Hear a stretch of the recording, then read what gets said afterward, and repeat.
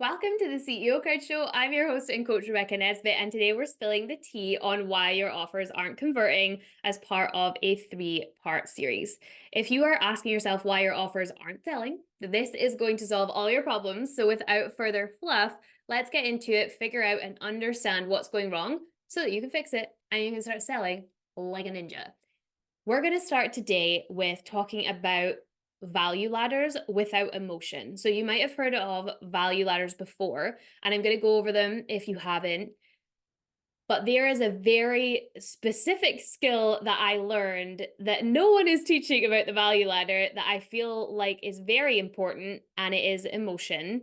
And if you're not sure what that means, you better stick around and find out. So let's dive into value ladder for people that haven't ever heard of a value ladder before. So a value ladder is a concept that was made popular by Russell Brunson, like the king of ClickFunnels. And it is a simplified customer journey that essentially he says your client will go through, and which is absolutely in alignment with funnels. So if you've ever heard of a funnel before, a funnel is usually what's called a sales funnel. It's a page where someone will walk you through a sales process. So a salesperson is not needed because these pages exist. It's how Russell Brunson has made like multiple millions and is crushing it. So you can always look into funnels, you can look into value ladder, but today I'm just going to go through value ladder and what it is and how you can actually use it to make a huge difference in your business, as opposed to it being this like very generic, this is what we do, because it's very confusing. So let's dive in. It's a concept that says your customer starts at point A. They start with free content, which they will opt into via an email address. So the free content is usually some form of a lead magnet. It will be a quiz, a PDF, a webinar, a special training, a free event. And the person comes to that and is then sold into a low ticket item. So they're in this for free, but they've come along or they've attended or they've done the quiz. They like what it has to say so much that it's prompted them to spend a little bit of money with you. So they've maybe then gone on to buy an event ticket, whether virtual or in person. They've gone on to buy a book or an ebook or a guide or a mini course that is reflective. And this is something very important for anyone's value ladder, is that everything makes sense. So if, for example, your free event is a networking event, and then your low ticket item is how to get the most out of your relationship, that kind of is in line because it's like about relationships, but it's really not. Like you're taking someone from a group and selling them something that is like not useful. So it's kind of like, chalk and cheese. You want to make sure things are in alignment. So you've got different types of cheeses, for example. Ironic that the plant-based person is talking about cheese. Let's come back to the actual training. So now we're in our low ticket item and we've loved it. So we're going to pay more money and come into the medium ticket item, which could be a 6-week course, a services audit. If you are someone who people just value your opinion, whether it is, you're a social media manager that's crushing it, or you're a coach, for example, and people might just pay you for like one client appointment, like one call, 1 hour of your time. I've seen people use that as a medium ticket item. It's like a couple $100 up to, I've seen them up to actually $7,000, but that will prompt you, should you buy it, to then come into the high ticket item. And the high ticket item is your one-to-one for 3 months, or it's your mastermind, for example. It's something that is the most money that you serve. So typically people create in alignment with this very generic structure and they wonder why nothing is selling. And on one hand, if you are at the beginning and you have so many offers, people are confused. They have no idea. They're not going to buy from you because they are confused. A confused mind doesn't buy. So if you feel like, I've created the value ladder, I'm crushing it, like I still don't understand though why I'm not getting sales, maybe it's because right now you're trying to serve every part of the value ladder. One post is about my freebie. One post is about my low ticket. One post is about my medium ticket. One post is about my high ticket. I'm always selling my high ticket, but then saying like, but if you can't afford that, here's this cheaper thing. That does all kinds of things to people's like psychology when it comes to sales. And it's very confusing. Sell one thing at a time. Like if you have a value ladder and you are stuck to it like glue and you think it's wonderful and it's converted for you in the past, I get it. But pick one thing to focus on and make sure that thing works. Because if that thing isn't working, then creating something else that doesn't work is just scaling a problem. And then you feel like you're losing more money. And you're not, you're just not focusing on one product and making it really great. And this took me years to do. Years. Years. To take this advice that says, focus on one thing and make it great. You can have an understanding of what your value ladder is behind the scenes, but you need to know what you're selling right now and what is on offer to people right now, because that's all they care about. They care that their problems are being solved. So if you're at the very, very beginning, create one thing and fuel everything to that one thing. I'm just thinking about, our CEO crowd right now. We have a few women that are at the beginning. We have a few women that are, 6-figure earners. It's like a wild group and it's great. And with the women that are just starting, because I mean, everyone's an entrepreneur, like everyone deserves to actually be in the same room, but just saying. And if you're at the very beginning and you have one product, everything fuels to that product.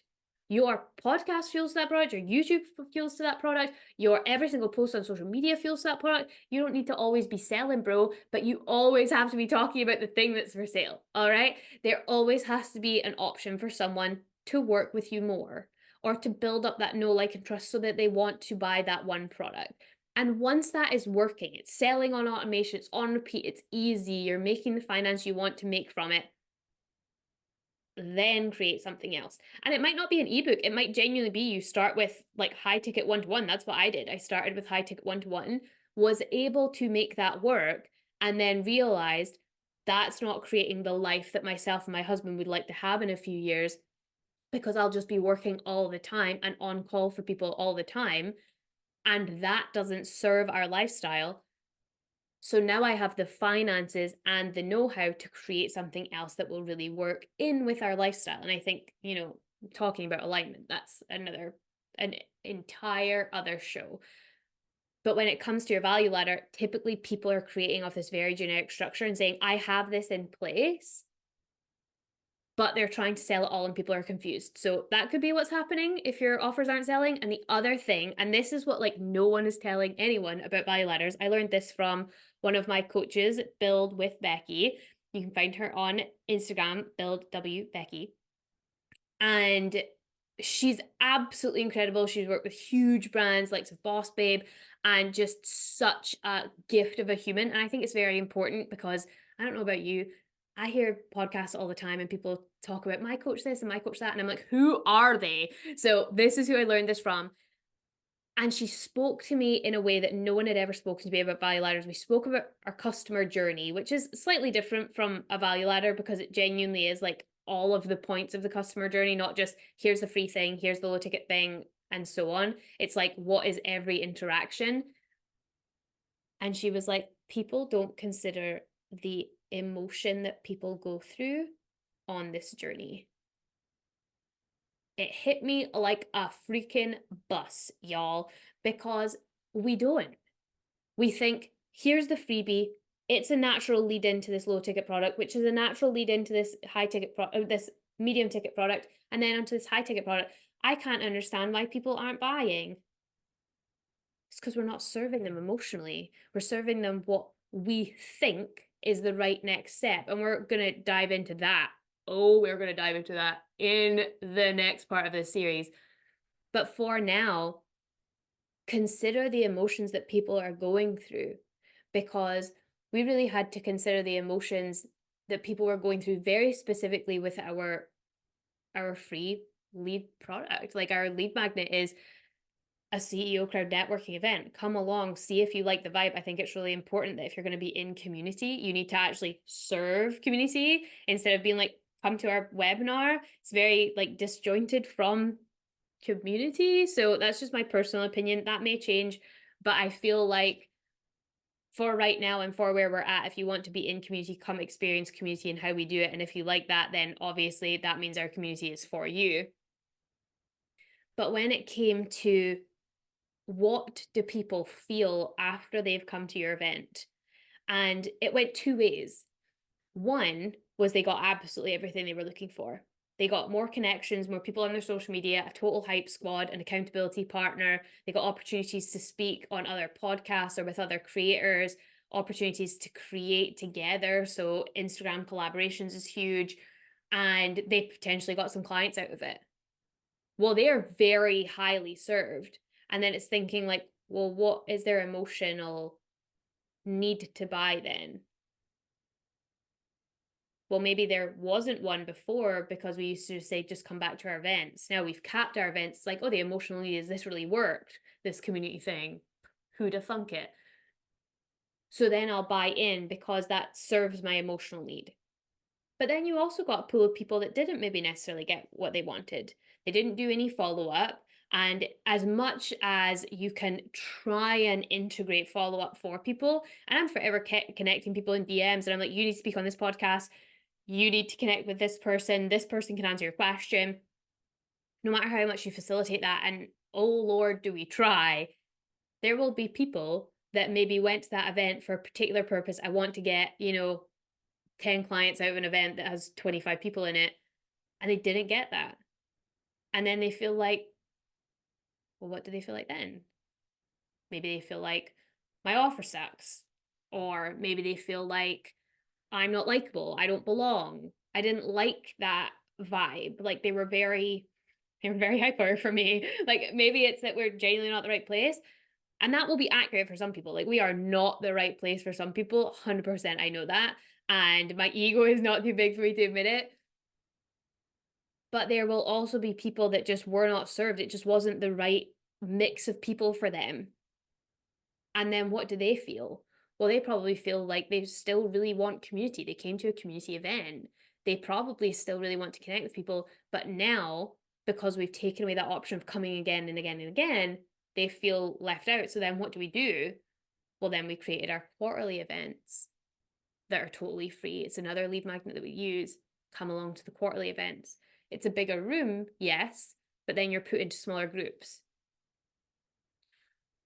So you have to consider what is the emotion that my potential client is going through at each point in this, not just this value ladder, of the whole journey. And spoiler alert, they won't always get everything out of that first thing that they're served. They won't always get everything out of that free lead magnet. They won't always get everything out of that low ticket item or the medium ticket item or even the high ticket item. They might not get everything they're looking for. So, how do you then serve those emotional needs of people to truly help them, like you say you want to do as an entrepreneur? I have not met a single entrepreneur that has said, oh, I have a business because I hate people. Like everyone wants to help people. That's why people become entrepreneurs, because they see ways that things can be better for humanity and for people and for maybe people that were a little bit like them. So that was part one of the series. If you're using a value ladder without emotion, that's potentially your problem. Maybe your value ladder has too much in it right now and it's too high level. You're trying to serve all of the high level and you need to pick one thing to make that work well. Because once you understand how to make one product work well, it's so easy to then do it for multiple other products. You understand what you need to do, and then you just go do. So these can be a few of the ways why your offers aren't selling.